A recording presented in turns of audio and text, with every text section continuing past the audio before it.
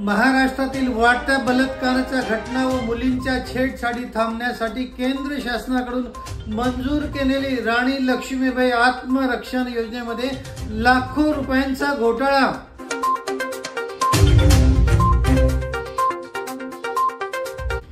या योजनेअंतर्गत प्रत्येक शाळेमध्ये जाऊन मुलींना 80 तास प्रशिक्षण देण्याची अट असताना अनेक शाळांमध्ये फक्त 1 तासच प्रशिक्षण देऊन लाखो रुपयांचा मलिदा लुटला आहे।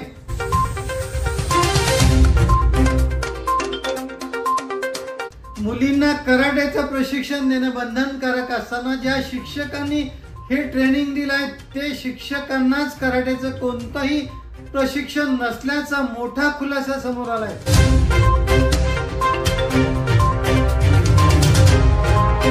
तर अनेक जिल्हा परिषदांच्या शाळांमध्ये या कंत्राटदाराने हजेरी सुद्धा लावली नाही, मात्र त्या मुख्याध्यापकांकडून ट्रेनिंग दिल्याचं लेटर सुद्धा घेतलंय।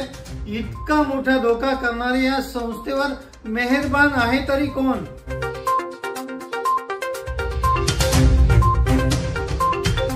त्यामुळे केंद्र शासन आणि महाराष्ट्र शासनाला कोट्यावधी रुपये देऊन जर ते पाण्यात जात असतील आणि महाराष्ट्राच्या लेकींवर जर असेच बलात्कार होत असतील तर याला जबाबदार कोण?